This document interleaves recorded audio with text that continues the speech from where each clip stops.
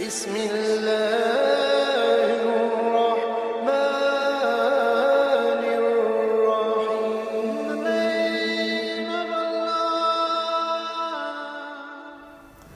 Assalamualaikum warahmatullahi wabarakatuh. Alhamdulillahi rabbil alamin wa bihi nasta'inu ala umuri dunya waddin wassalatu wassalamu ala sayyidil mursalin habibi rabbil alamin sayyidina Muhammadin wa ala alihi wa sahbihi ajma'in. Subhanaka la ilma lana illa ma 'allamtana innaka antal alimul hakim wa tub 'alaina innaka antat tawwabur rahim.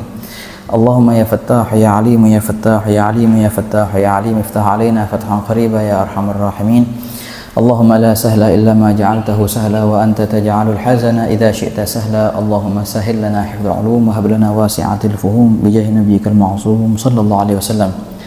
Allahumma inna nas'aluka al-'ilma ladunni wal mashraba as-safi al-haniya wahhab ya ghani wa na'udzu bika Allahumma min 'ilmin la yanfa' wa qalbin la yakhsha' wa 'amalin la yurfa' wa 'ainin la tadma' wa nafsin la tashba' wa da'watin la yustajabu laha bi rahmatika ya arhamar rahimin ya arhamar rahimin ya arhamar rahimin. Nawayna at-ta'alluma wat-ta'lim wat-tadhakkura wat-tadhkir wan-naf'a wal-intifa' wal-ifada wal-istifadah wal-hath 'ala tamassuki bi kitabillah wa sunnati rasulillah والدعاء إلى الهدى والدلالة على الخير ابتغاء وجه الله ومرضاته وقربه وثوابه سبحانه وتعالى. نوينا ما نوى به أسلافنا الصالحون، نوينا ما أحاط به علم الله تعالى من حسن النيات. Alhamdulillah, senantiasa puja dan puji syukur kita haturkan kehadrat Allah Subhanahu wa taala atas limpahan nikmatnya dan limpahan hidayah, inayah dan taufiknya, hingga alhamdulillah kita bisa bersama kembali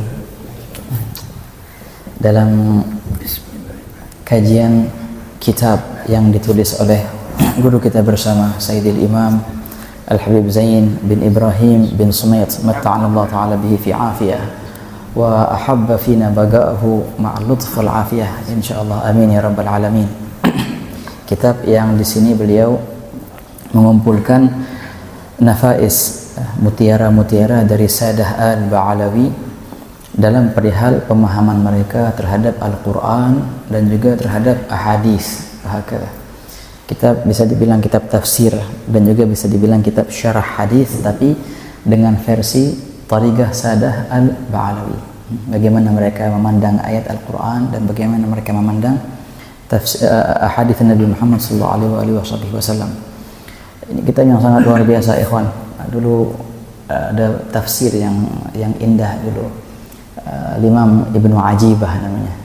Imam Ahmad bin Ajibah mengarang tafsir yang bernama Al-Bahrul Madid fi Tafsir Al-Quranil Majid. Tafsir yang lain daripada yang lain, Kalau tafsir-tafsir yang lain kan yang menjelaskan lafaz, menyebutkan asbabun nuzul, tapi kalau tafsir Al-Bahrul Madid itu lebih mengarah ke apa yang dinamakan dengan at-tafsir al-isyari, sisi batin daripada ayat itu. Lumayan besar itu menjadi kurikulum kalau di Darul Mustafa dulu itu dikatakan kalau kita itu lumayan besar, ada 7 atau 8 jilid. Kalau kita ambil satu jilidnya, habis itu kita buka di halaman mana aja, sudah nggak bakal ketutup lagi itu kitab. Maksudnya apa? Saking asyiknya, pas kita ngebaca itu, ajib, ini keren banget. Halaman 1, halaman 2, terus sampai habis itu kitab. Itu mujarrab katanya. Bagi orang yang paham itu tafsir, sekali dia buka di halaman manapun dia akan takjub dengan tafsir Al-Imam Ibnu Ajibah dalam kitabnya itu. Itu namanya tafsir isyari. Nah, kitab ini juga sama, ikhwan. Kalau kita baca salah satu contoh yang disebutkan oleh beliau, ajib. Ayat ini indah dan ada makna yang sangatlah indah di balik ayat itu. Dan terus pindah ke ayat kedua, versinya Imam Haddad, ada juga ntar versinya Imam Aidrus bin Umar Al-Habsyi, ada lagi versinya Imam Al-Habib Ali bin Muhammad bin Husain Al-Habsyi, wahakadha. Versinya Imam Al-Habib Ahmad bin Hasan Al-Attas, itu yang juga beliau banyak dalam pemahaman Al-Quran. Itulah kalau seandainya kita buka satu contoh terus penasaran, contoh kedua, contoh ketiga. Jadi luar biasa, jazakallahu khair. Terima kasih banyak kepada guru kita Al-Habib Zain bin Sumait yang beliau sangat berjasa untuk mengumpulkan ini dari Majmu' Kalam. Beliau kumpulkan ini dari kitab-kitab yang berupa Majmu' Kalam.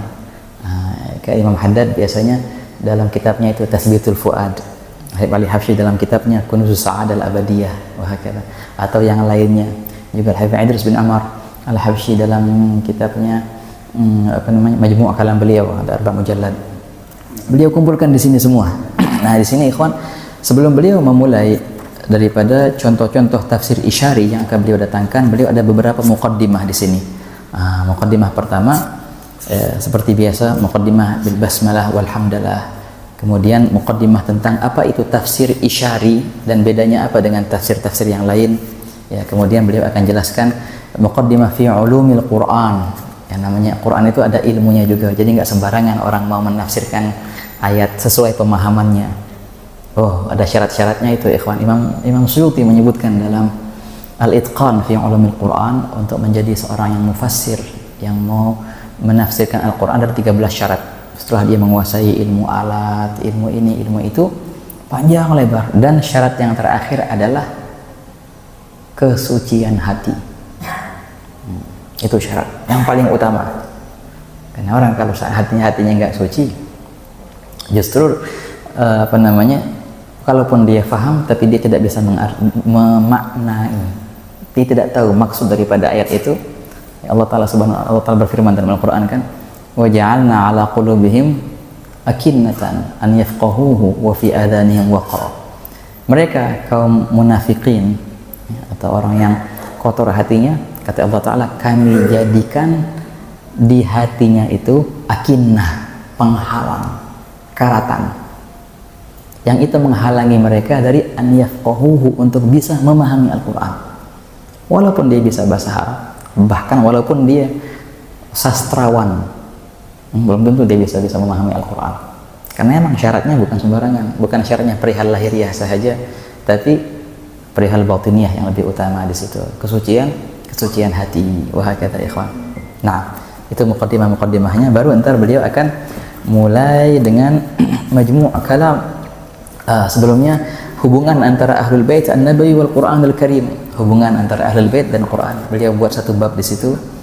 Nah, baru di sini beliau akan mulai dengan tafsirnya Al-Imam Idris bin Umar.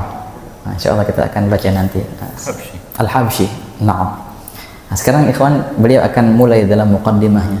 Kita baca muqaddimah yang ditulis oleh Habibuna Al-Habib Zain bin Ibrahim bin Sumayyad. Qala radhiyallahu ta'ala anhu, nafa'ana bihi fi 'afiyah ta'amah. Bismillahirrahmanirrahim. Alhamdulillahilladzi ajra ala alsinil khawas min ibadihi al-arifin min al-ulumi wal ma'arif ma la yahsuruhu al-wasifun wa khassahum bi sabiqi inayatihi bi fahmi kitabihi al-aziz alladhi huwa al-bahr al-muhit fahmu anwarihi fahum min anwarihi yagtabisun wa min asrarihi yaghtarifun ulaika hizbullah ala in hizbullahi humul muflihun. Beliau memulai kitabnya dengan basmalah dan hamdalah. Kalau pembahasan masalah basmalah dan hamdalah ini ya hampir di setiap kitab ya. Kalau kita mau baca kitab apa aja pasti dibahas tentang basmalah dan hamdalah. Memang subhanallah ikhwan. Kenapa ulama memulai kitabnya dengan basmalah dan hamdalah? Ini kalau kita lihat ya di beberapa kitab-kitab mereka akan jelaskan karena ada hadis yang berbunyi kullu amrin dzibalin la yubda'u fihi bismillah fa huwa aqta. Setiap perkara yang dianggap penting oleh syariat, bila mana perkara itu tidak dimulai dengan basmalah, maka perkara itu cacat. Diumpamakan manusia yang tidak ada tangan, atau burung merak yang terputus ekornya. Itu kekurangan yang nyata. Masya Allah. Habib Ali, Habib mana? Fadhal. Masalah.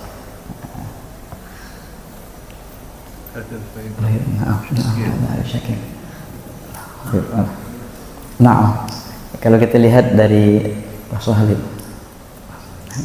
dari segi hadisnya itu sering dijelaskan oleh beberapa ulama ya, dan dibawakan, bahkan dijadikan alasan untuk sunnah memulai kitab dengan bismillah. Baik. Tapi kalau kita lihat dan kembali ke pakarnya, nah ini penting sekali ya kawan, kita kembali ke pakar. Ya, masing-masing ilmu itu. Ambillah perihal yang berkaitan dengan fikih dari ulama fikih. Ambil kaitan yang berkaitan perihal yang berkaitan dengan ulama hadis dari ulama hadis, jangan dibalik. Yang berkaitan dengan Al-Qur'an ambil dari ulama tafsir. Ini kan hadis adanya di mana? Di kitab fikih. Bukan begitu caranya. Coba cari di kitab hadis apa pendapat ulama hadis terhadap hadis ini. Hadis ini ikhwan yang sering kita dengar yang dimulai dengan kullu amrin zibalin itu la yabda'u fihi bismillah fahuwa aqta atau abtar atau ajdam. Itu ulama hadis menobatkannya sebagai hadis yang dhaif ya. Bukan hanya dhaif tapi sangat-sangat dhaif. Dahulu ada Imam Ahmad bin Siddiq Al-Qumari mengarang kitab tentang perihal hadis ini. Beliau namakan As-Sawa'iqul Munazzalah ala man sahhaha hadits al-basmalah. Waktu itu beliau masih menganggap ini hadis dhaif, maka beliau menulis kitab menjawab pendapat ulama yang berpendapat ini hasan. Nah, ini dhaif. Kemudian berapa lama lagi dia kaji lagi itu hadis dan beliau dapatkan ini bukan hanya dhaif tapi hadis maudhu'. Hadis maudhu' ini kalau bahasa kita hadis palsu. Nah, beliau karang lagi kitab namanya Al-Isti'adzah wal Hasbalah mimman sahhaha hadits al-basmalah. Begitu. Dan sebelum beliau ada Al-Imam Muhammad bin Ja'far Al-Kattani dalam kitabnya Ar-Rahmah Al-Mursalah fil kalam ala haditsil basmalah gitu. Nah, makanya setelah kita mengetahui derajat daripada hadis ini bahwasanya ini hadis yang dhaif, bahkan banyak ulama berkata itu hadis yang maudhu', hendaknya ketika kita mau membahas disunnahkan mulai kitab dengan basmalah, jangan menggunakan dalilnya hadis ini. Ada hadis yang lebih sahih yang sepakat ulama. Dan itu bisa menjadi asas untuk sunnahnya kita memulai kitab dengan basmalah. Yaitu hadis apa? Baginda Nabi Muhammad SAW ketika memulai menulis surat ke raja-raja di masanya, baginda memulai dengan Bismillahirrahmanirrahim min Muhammadin Rasulillah ila siapa ya ila Gaisar atau Kisra. Itu menjadi dalil. Dan ini hadis yang sangat sahih, bahkan balagha mablaghat tawatur. Mending kita pakai hadis itu. Jadi ketika kita menobatkan hadis yang pertama tadi hadis dhaif, bukanlah berarti kita tidak mensunnahkan mulai kitab dengan basmalah. Tetap mulai kitab dengan basmalah itu hukumnya sunnah. Tapi ada hadis yang lebih kuat, ikhwan. Nah, begitulah hendaknya kita mau mengambil dalil yang tepat. Nah, itu perihal al-basmalah dari segi dalilnya. Kenapa disunnahkan mulai basmalah di awal kitab? Tab'an. Dan basmalah itu ikhwan menjadi intisariyah daripada Al-Quran. Imam Baijuri menyebutkan dalam hasyiahnya, semua kitab yang Allah Ta'ala turunkan pada nabi-nabinya, Taurat, Injil, Zabur, dan suhuf-suhufnya, semua itu ringkasannya ada di Al-Quran. Di Al-Quran adalah lub intisari daripada semua kitab-kitab yang terdahulu. Lah kemudian Al-Quran itu ringkasannya dan intisarinya ada di Al-Fatihah. Makanya gal ba'd ulama oleh karena itu Fatihah lah yang dibaca di setiap rakaat di salat. Karena itu intisari daripada Al-Qur'an. Nah, dulu Habib Umar bilang kayak gini, Al-Fatihah, Fatihah. Al-Fatihah, surat Fatihah itu adalah Fatihah. Apa arti Fatihah? Kunci. Bukan cuma pembukaan, tapi juga dia kunci untuk segala. Al-Fatihah, Fatihah. Lah Al-Fatihah itu intisarinya dan rahasianya ada di ayat pertamanya, Al-Basmalah, Bismillahirrahmanirrahim. Nah, makanya jadi luar biasa, basmalah ini adalah intisari daripada intisari ikhwan. Nah, sebagian menambahkan, dan basmalah itu rahasianya ada di huruf pertamanya, itu huruf ba, bi. Nah, itu rahasianya semua itu. Ditambahkan lagi, dan huruf ba itu rahasianya ada di titiknya. Tapi jangan salah paham, titik yang mana nih? Bukan titik yang bawah tuh, bukan. Karena kalau titik yang di bawah, titik yang di atas itu baru di zaman Nabi Muhammad SAW belum ada titik itu. Nah, sebagian bilang itu dibuat oleh Al-Hajjaj bin Yusuf atau yang lain sebagainya, banyak. Tapi titik yang mana ini? Nah, ini maksud dengan titik di sini adalah titik ketika kita menulis huruf ba itu mulai dari mana? Dari atas kan? baru ke bawah. Nah, titik yang atas tuh itu maksudnya titik itu. Titik yang mempunyai banyak rahasia. Inilah rahasia yang ada di huruf ba, yang mana ba itu rahasia yang ada di basmalah, dan basmalah rahasia yang ada di Fatihah, dan Fatihah rahasia yang ada di mana? Al-Quran, dan juga Al-Quran intisari dan rahasia yang ada di semua Alkitab. Makanya pernah berkata Sayyidina Ali karramallahu wajhah, kalau seandainya aku membahas titik, law takallamtu fi nugtat, beliau bilang, kalau seandainya aku membahas titik yang ada di huruf ba di basmalah itu, la awgartu mi'ata ba'ir, aku akan memenuhi 100 onta dengan kitab.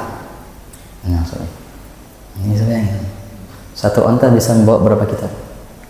100 onta bawa kitab. Fagat hanya saja menjelaskan rahasia titik yang ada di huruf ba. Begitulah ikhwan. Menjadi luar biasa bismillahirrahmanirrahim itu ikhwan. Khasiatnya juga luar biasa. Teman, setiap ilmu itu mereka mempunyai pembahasan dalam basmalah ya. Ilmu nahwu punya pembahasan, ada berapa i'rab di sini. Versi. Bahkan Imam Suyuti mengarang kitab fi i'rabil basmalah. Nah, itu versi nahwunya. Kalau kita lihat versi sharafnya juga sama. Bismi, kalimat ism itu dari mana? Mushtaqnya sumu atau simah.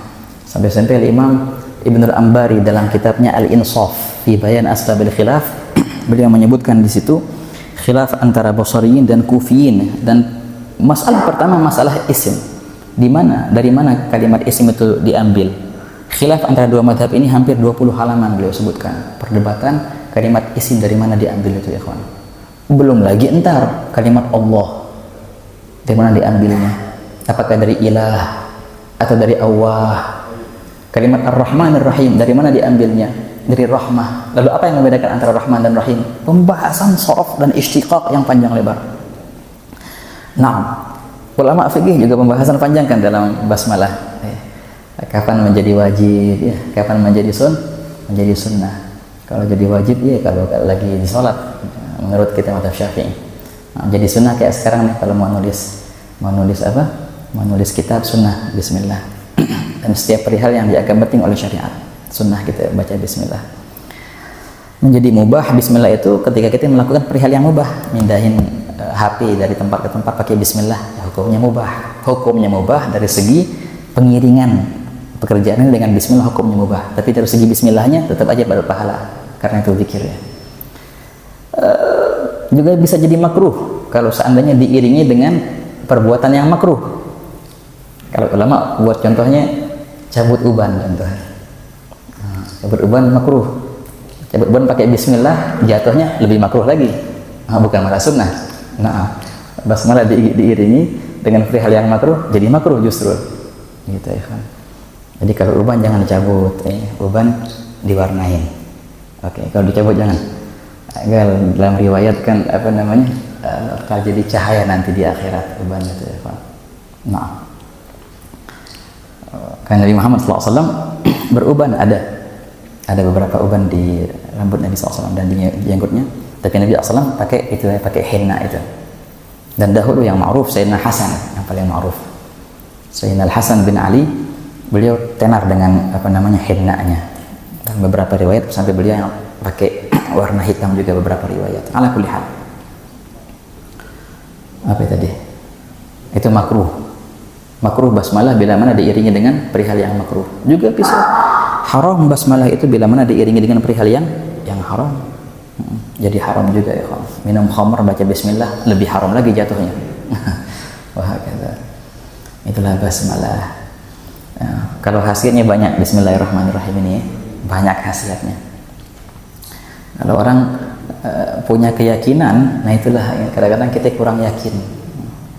Padahal yang kita baca itu daripada ratib haddad tadi yang kita baca itu hasilnya luar biasa. Tapi kadang-kadang kok nggak manjur, bukannya wiridnya yang cacat, keyakinannya yang kurang. Nah, kan yang cerita yang ma'ruf itu dalam perihal bismillah ini ada seorang guru di majelis gitu. Majelis rutinannya gitu ngebahas. Subhanallah, di hari itu dia ngebahas tentang keutamaan bismillahirrahmanirrahim.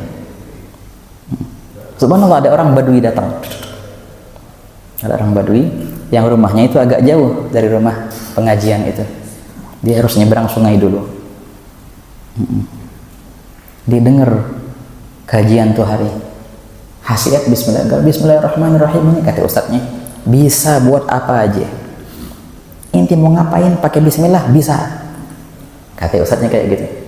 Nah, ini si Badui nangkep dengan polos nih. Enak banget kalau gitu. Ya sudah, besok-besok aneh sini, gak usah pakai perahu, pakai bismillah aja kalau gitu. Tapi yakin dia nih. Orang Badui kan biasanya polos-polos itu, masya Allah, bersih-bersih hatinya. Nah, ya khair. Dia balik dari majelis itu, mau ke rumahnya. Biasanya pakai perahu kan ada kayak sungai kecil gitu. Bismillah, ini mau coba nih, Bismillahirrahmanirrahim. Dengan penuh keyakinan, Bismillahirrahmanirrahim. Langkahkan kaki pertamanya, Bismillah. Jalan di atas air. Oh, kenapa nggak dari dulu kalau gitu? Terus. Minggu setelahnya, pengajian yang setelahnya, gitu juga. Oke, jalan kaki, iya sudah. Kemana-mana jalan kaki, nggak pakai perahu lagi dia sudah. Pakai Bismillahirrahmanirrahim. Tapi dengan penuh keyakinan. Terus gitu. Sampai-sampai suatu hari dia punya hajat, katanya dia punya hajat, dan dia ngundang teman-teman majelisnya itu ke rumahnya. Dia bilang sama ustadznya, Ustadz, habis daras ini saya punya hajatan di rumah. Tafadhol Ustadz sama semua ahli majelis ke rumah. Oh bismillah, diomongin. Oh habis ini kita bareng-bareng dijamu sama fulan di rumahnya ada hajatan. Oke. Majelisnya kelar dan mulai berbondong-bondong tuh datang sampai ke tepi sungai. Tapi nggak disediain perahu sama dia. Ustadznya bilang, inti ini bener ngundang kita. Gimana caranya? Ini nggak ada perahu. Nggak usah pakai perahu Ustadz. Pakai bismillah aja. Maksudnya apa? Aneh setiap minggu ke majelis Ustadz pakai bismillah, nggak pakai perahu lagi. Semenjak aneh dengar Ustadz bilang bismillah itu bisa buat apa aja, udah aneh nggak perlu lagi perahu. Ustadznya bingung. Padahal itu faedah dari ustadznya itu. Coba katanya, coba yang jalan bisa. Bismillah, bener.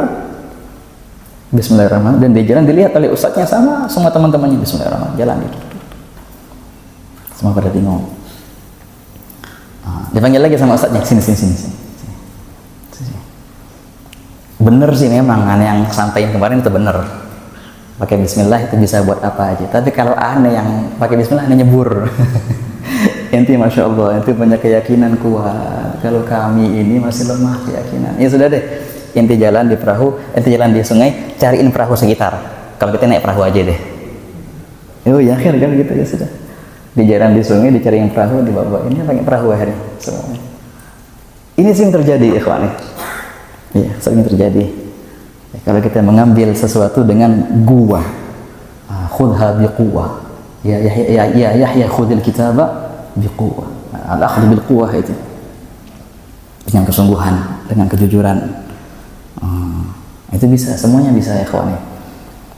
Nah, makanya di cerita yang sama kan Al-Imam As-Sahabi Al-Jalil Khalid bin Walid dalam sejarah ketika beliau dalam futuhat beliau di masa Sayyidina Abu Bakar Siddiq, ya kan? Beliau membuka dari baldah ke baldah. Di salah satu kota di Mawara an-Nahr, sebelahnya Roy. Lupa nama kotanya, ma'ruf itu nama kota itu. Itu di antara kota yang masuk Islam di situ tanpa ada peperangan. Gitu. Kok bisa? Nah, itu dia. Jadi ceritanya Sayyidina Khalid bin Walid masuk dengan prajuritnya mau menyerbu kota itu, mengumandangkan perang lah. Akhirnya kepala suku, ya, pemimpin kota itu bilang dan mulai mereka bernegosiasi, udah gini deh, kita nggak usah perang. Aneh kasih ente suatu tantangan. Kalau ente berhasil melewati tantangan itu, aneh jamin, aneh dan semua rakyat aneh masuk ke agamamu. Tantangannya apa? Mulai dia itu bawa racun. Ini racun-racunnya sangat mematikan. Aku tantang engkau untuk minum racun ini. Bila mana engkau selamat, maka saya berjanji saya dan semua rakyat saya masuk agamamu. Tapi kalau engkau minum dan mati, ya sudah, pulanglah engkau punya prajurit, jangan masuk ke daerah kami. Sayyidina Khalid bin Walid langsung ngambil racun itu, tapi dicegah oleh sahabat-sahabat yang lain. Oh jangan, kalau ente mati gimana gitu? Jangan, nggak apa-apa. Aneh berani ambil tantangan ini. Bismillah. Apa yang terjadi? Nah itu, mulai di hadapan orang-orang itu beliau buka racun itu dan beliau baca, nggak panjang-panjang bacanya ikhwan, cuma baca Bismillahirrahmanirrahim. Juga dalam riwayat beliau baca Bismillahilladzi la yadurru ma'asmihi syai'un fil ardi wa la fis samaa'i wa huwas samiul alim. Yang kita baca, atau baca tadi di Ratib Haddad. Mulai beliau minum racunnya. Mulai bereaksi racun biasa-biasa aja. Yang nyeritain ini banyak, di antaranya Al-Zahabi dalam Syiar Alam Nubala menceritakan cerita ini. Sampai-sampai yang kepala suku itu bingung, apa salah ambil dia kali. Beneran racun ini, bener. Ya sudah, ditagih sama beliau. Mana katanya janji ente tadi, katanya mau masuk ke agama kami. Ya sudah, masuklah dia ke agama Islam dan masuk semua rakyatnya ke agama Islam tanpa ada perperangan. Nah, berkat Bismillahirrahmanirrahim. La ilaha illallah. Luar biasa ya kawan. Kalau dibahas tentang Bismillahirrahmanirrahim panjang. Nah, azim. Intinya di sini beliau mulai kitabnya dengan basmalah, Bismillahirrahmanirrahim, dengan menyebut nama Allah yang Maha Pengasih lagi Maha Penyayang. Kemudian alhamdulillah, baru alhamdulillah. Hampir sama pembahasan hamdalah dan basmalah. Juga sama juga ada riwayat yang tadi kullu amrin dzibalin la yabda'u fihi bilhamdillah. Nah, kalau riwayat bilhamdillah itu sepakat ulama, ada hadis hasan. Rawahu Tabrani wa hakala. Tapi kalau riwayat yang basmalah tadi itu hadis yang dhaif ya, karena di situ ada setiap ada 16 sanad di situ dan semua sanad merujuk ke seorang rawi dari seorang Abdul Ghahir Al-Jurjan, bukan Abdul Ghahir namanya rawi itu. Dari perawi itu sampai ke Nabi SAW ada 2 orang yang dituduh pernah berbohong. Ini kalau sanad hadis itu ada satu aja yang pernah berbohong, itu sudah langsung semua sanadnya jatuh itu. Bukan pernah berbohong, pernah tertuduh. Dituduh pernah berbohong langsung jatuh itu hadis itu, jadi dhaif. Bukan cuma itu hadis, semua perihal yang diriwayatkan oleh itu orang jatuh semua. Akhirnya ini mengingatkan kita perihal bahayanya bohong, ikhwan. Banyak orang memandang bohong itu suatu maksiat yang kecil, besar dosa bohong itu, ikhwan. Innama yaftaril kadzibal ladzina la yu'minuna bi ayatillah. Hanya mereka yang lancang untuk berbohong, orang yang tidak beriman dengan Allah Ta'ala. Antum kalau cari di Al-Quran, maksiat yang dinafikan keimanan dengan maksiat itu cuma satu, bohong. Ketika orang berzina, ada wala yazni zani hina yazni wa huwa mu'min, wala yasriqu sariq hina yasriqu, ketika dia mencuri atau berzina atau dicabut imannya. Itu ada hadisnya. Tapi kalau orang berbohong, dinafikan keimanan sama sekali. Enggak beriman itu orang berbohong itu. Makanya bahaya ya kawan. Bohong itu perihal yang jangan kita didik anak-anak kita untuk berbohong, dan jangan kita ajarkan mereka untuk berbohong, dan jangan sampai mereka melihat kita berbohong, bahaya. Karena Imam Abdul Qadir bin Ahmad Segaf pernah menceritakan ketika beliau membahas perihal al-sidq, kejujuran dan kebohongan, katanya beliau jujur. Semasa hidup saya, kata beliau, saya pernah sekali berbohong masih kecil. Beliau bilang kayak gitu. Kapan? Jadi waktu itu setiap hari beliau sholat di Masjid Thaha, sholat subuh bareng sama abahnya, bareng sama yang lain. Beberapa saat waktu abahnya sakit, ya. Akhirnya beliau sholat subuh sendirian ke Masjid Thaha. Masjid Thaha. Nah, suatu hari beliau nggak sholat di Masjid Thaha. Nah, subhanallah, di hari itu ditanyain sama abahnya, Imam Ahmad bin Abdurrahman Segaf, "Kalian Abdul Qadir, sholat nggak hari ini di Masjid Thaha?" Wow, bingung mau jawab apa. Akhirnya beliau bilang, "Iya abah, hari ini sholat." Ditanya sama abahnya, "Siapa yang di samping ente?" Siapa yang di samping ente? Bingung beliau menjawab apa. Sebutin nama orang fulan bin fulan. Oke, ya khair, ya khair. Kata abahnya, oke, marhaba.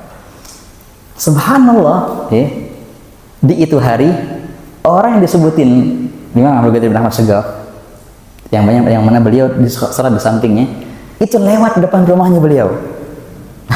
Tamam. Lewat depan rumah beliau. Pas abahnya Abu Bakar Segaf, Imam Ahmad bin Abdurrahman, langsung assalamualaikum Bu Fulan. Assalamualaikum Bu Fulan. Kaifalah, gimana kabar? Bekhair? Bekhair. Diginiin kok. Gimana tadi? Salat subuh di masjid? Hadir? Iya, karena salat subuh di masjid tadi. Cuma digituin. Habis itu abahnya noleh ke ayah gitu nama segar. Senyum. Langsung beliau madu dan merah mukanya.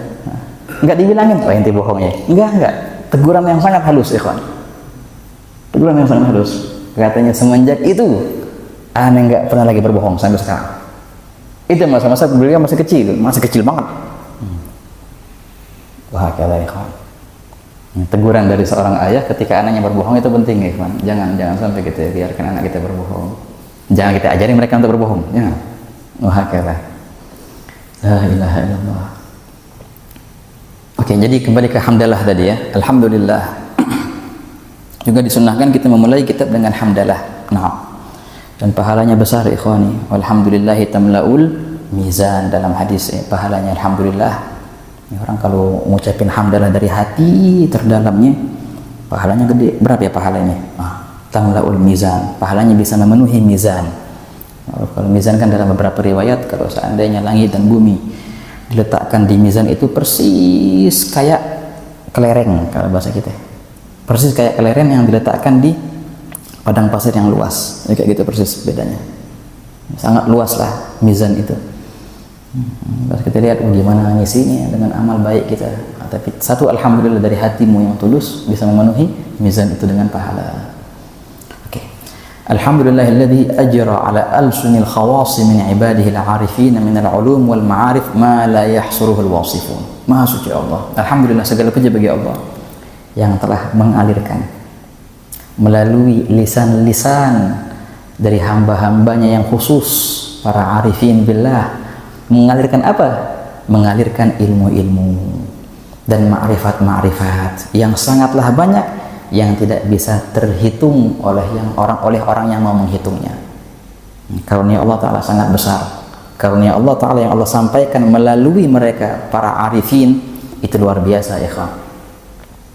Perumpamaan mereka para aulia Allah dan para arifin adalah mereka yang membagi-bagi karunia Allah. Nah, ini ada pemahaman yang indah ini. Dalam satu hadis baginda bersabda, "Innama anal qasim wallahul mu'ti." Tugasku hanya membagi-bagi karunia Allah. Yang memberi adalah Allah Ta'ala. Aku bukan pemberi, aku hanya pembagi. Itu Nabi Muhammad SAW. Okay. Berkata ba'dul masyayikh, kan syekhana dulu berkata juga begitu sama tugasnya para aulia Allah, sama tugasnya daripada qutbuz zaman dan kemudian setelahnya. Mereka tugasnya apa? Membagi-bagi karunia Allah kepada hamba-hambanya. Itu tugasnya para aulia Allah. Jadi mereka qasim. Dan semua mereka mengindukkan Nabi Muhammad SAW. Oleh karena itu baginda dijuluki atau dikinayahkan di takniyah beliau dengan apa? Abul Qasim. Kunyah baginda kenapa Abul Qasim? Karena baginda punya anak namanya Qasim. Itu sisi lahiriahnya. Sisi batiniahnya, karena baginda adalah ayah daripada aulia Allah yang mana mereka itu pembagi-bagi karunia Allah. Dan induk yang terbesar adalah Nabi Muhammad SAW. Nah, ini makna batinnya seperti ini. Makna daripada Abul Qasim. Wahakala. Mereka para aulia Allah adalah yang membagi-bagi karunia Allah Ta'ala. Yang Allah Ta'ala alirkan melalui lisan mereka pemahaman-pemahaman yang indah dan ilmu-ilmu yang manfaat. Wa khassahum bisabigi inayatih bifahmi kitabihil aziz. Dan Allah Ta'ala memberikan mereka khususiyah para aulia itu dengan inayah yang memang Allah Ta'ala telah berikan kepada mereka dari semenjak dahulu. Apa khususiyahnya itu? Bisa memahami kitabnya. Suatu khususiyah yang luar biasa. Bisa memahami kitabnya. Yang mana kitabnya itu adalah wal bahrul muhit, samudra yang tiada ujungnya. Fahum min anwarihi yagtabisun, senantiasa mereka para aulia Allah mengambil daripada Al-Quran cahaya-cahayanya. Wah, kata. Dan memang Al-Quran adalah al-bahrul muhit, samudra yang sangatlah luas yang tiada ujungnya. Imam Haddad berkata, ala innal bahrul muhit wa ghairuhu minal kutubi anharun tumaddu minal bahri, kata Imam Haddad. Al-Quran bagaikan samudra yang luas, yang mana kitab-kitab yang lain bagaikan sungai-sungai yang bercabang dari samudra itu. Sumbernya satu, Al-Quran. Wah, kata ikhwan, tadabbar ma'anihi warattilhu khashi'an ila akhiril qasidah. Wa min asrarihi yaqtarifun, senantiasa mereka menciduk dari Al-Quran. Apa? Asrar, rahasia-rahasia. Mereka adalah hizbullah, ala inna hizballahi humul muflihun.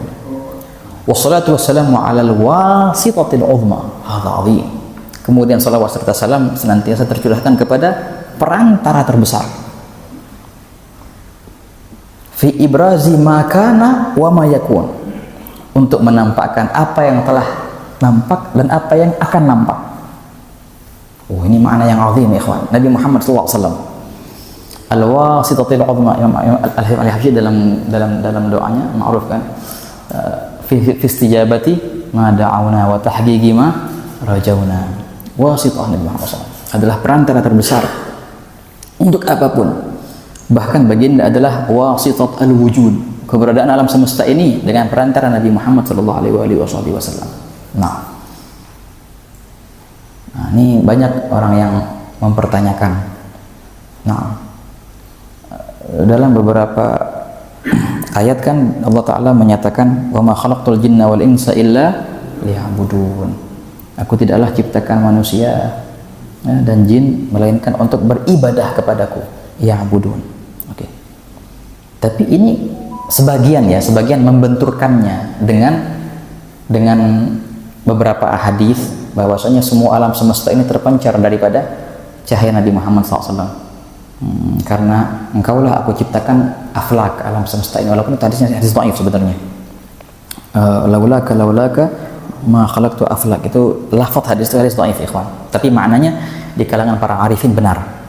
Nah, baginda adalah sumber daripada terwujudnya alam semesta, dan Allah Ta'ala ciptakan alam semesta ini untuk Nabi Muhammad SAW. Oh, sebagian mulai nih kok bertentangan dengan ayat.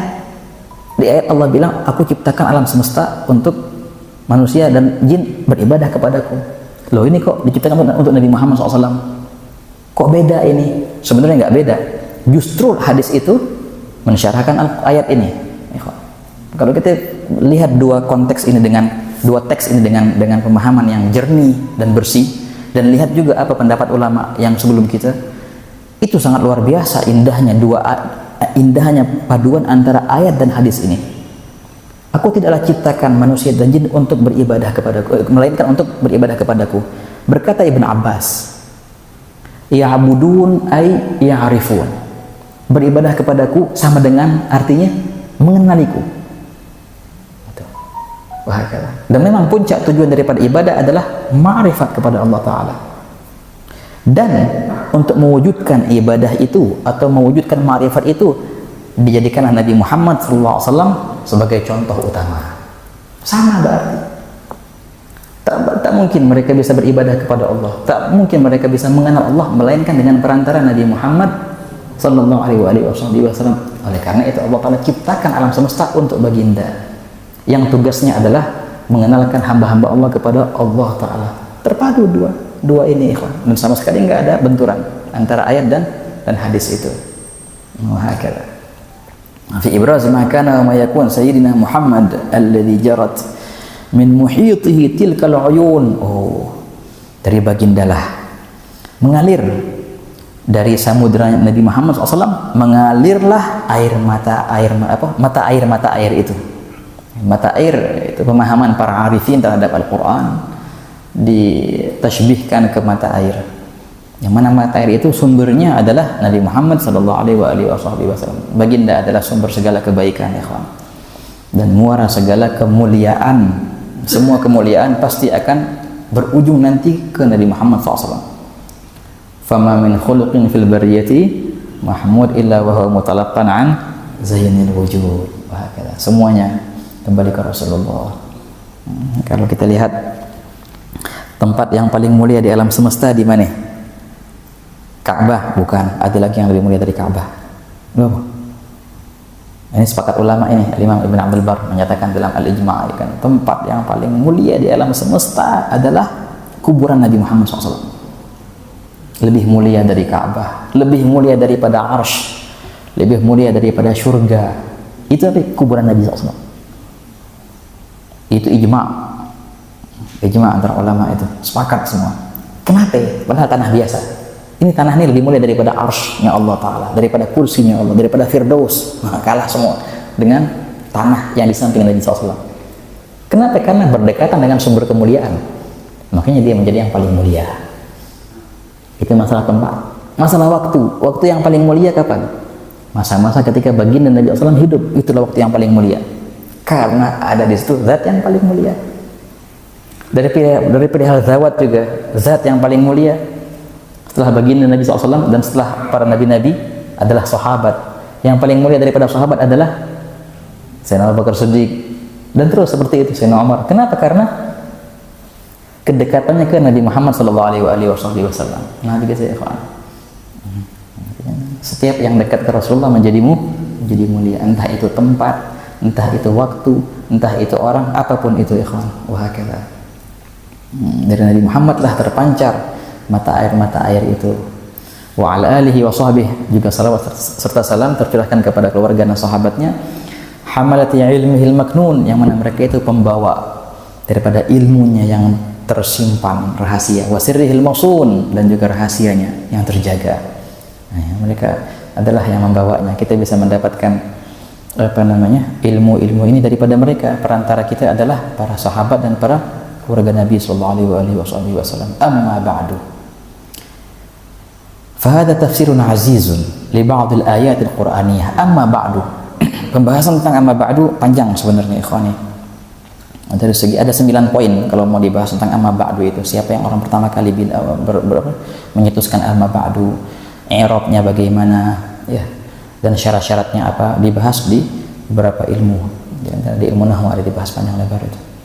Fahada tafsir, ini adalah kitab tafsir aziz yang mulia terhadap ayat-ayat Al-Quran, manqulun an jama'atin min kibaris sadal alawiyah, yang dinukil daripada beberapa kelompok daripada pembesar sadah alawiyah, mimma afadallahu ala qulubihim minal fuyudatil ilahiyah, yang mana Allah, yang daripada yang Allah Ta'ala limpahkan di atas hati mereka daripada limpahan-limpahannya, wal ulumul laduniyah, dan daripada ilmu ladunninya, al-musyar ilaihi biqaulihi ta'ala, yang mana diisyaratkan oleh Allah Ta'ala dalam firman-Nya, wattaqullaha wa yu'allimukumullah, bertakwalah kalian kepada Allah, niscaya Allah akan mengajarkan kalian. Nah, ini ikhwan, ini kuncinya ilmu laduni.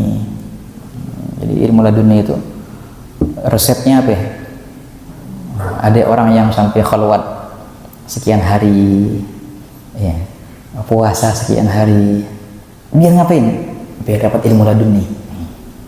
Jelas kok ini resepnya, wattaqullaha wa yu'allimukumullah. Resepnya satu, bertakwalah kepada Allah. Nah, itu resepnya, wa yu'allimukumullah. Wa biqauli Rasulullah SAW, man 'amila bima 'alima awrathahu Allah ilma ma lam ya'lam. Barang siapa yang mengamalkan apa yang dia tahu, maka Allah akan memberikan kepadanya ilmu yang apa dia tidak ketahui. Nah, itu resepnya itu juga. Apa yang kita ketahui, ya kita amalkan. Tinggal Allah Ta'ala menambahkan ilmu kita. Tapi yang kalau kita ketahui belum kita amalkan, ya nggak dikasih sama Allah Ta'ala. Kan belum diamalin, itu belum kelar tuh. Kelarin dulu, baru bakal ditambahin lagi. Wa hadha naw' min al-ilm hiya thamratul 'amali bil kitab wa sunnah. Naw' ini, jenis ilmu ini adalah buah daripada pengamalan terhadap Al-Quran dan Sunnah. Ini penting, ikhwan. Ini poin terakhir yang akan kita bahas. Al-khalis min syawa'ibin nafsi wal hawa wa mulahadatis siwa al-mashhub bit-taqwa ma'a mujanabatid da'wah. Wajib. Ilmu ini hanya bisa didapatkan bagi orang yang telah mengamalkan Al-Quran dan Sunnah, yang suci daripada campuran hawa nafsu dan suci daripada memandang ke selain Allah, dan juga senantiasa bersama takwa orang itu, dan dia sama sekali tidak ada mengaku-ngaku. Nah, itulah syaratnya orang mendapatkan ilmu laduni. Hakala. Di samping takwa, mengamalkan kitab dan sunnah, suci daripada godaan hawa nafsu, dan tidak memandang kepada selain Allah, dan juga tidak mengaku-ngaku. Nah, inilah ikhwan, kata Habib Zain bin Sumait, nah begini cara orang mau dapat ilmu laduni. Dari sinilah Allah Ta'ala akan berikan kepadanya pemahaman-pemahaman yang indah terhadap Al-Quran, yang insya Allah kita akan baca di sini cerminan-cerminan daripada apa yang Allah Ta'ala berikan kepada para aslaf kita Al-Ba'alawi daripada ilmu laduninya dalam pemahaman kitab-kitab dalam pemahaman ayat suci Al-Quran dan beberapa hadis juga, ikhwan. Nah, mungkin sekian yang kita baca pada kesempatan kali ini. Masih insya Allah kita akan membahas tentang muqaddimatul kitab, dan kemungkinan ada pembahasan juga tentang perihal tafsir isyari itu apa, dan beberapa dalil dalam benarnya tafsir isyari itu, ikhwan. Nah, mungkin insyaallah Rabbana yataqabbalna ala ma fina wa yaqbil wajhil karim alaina.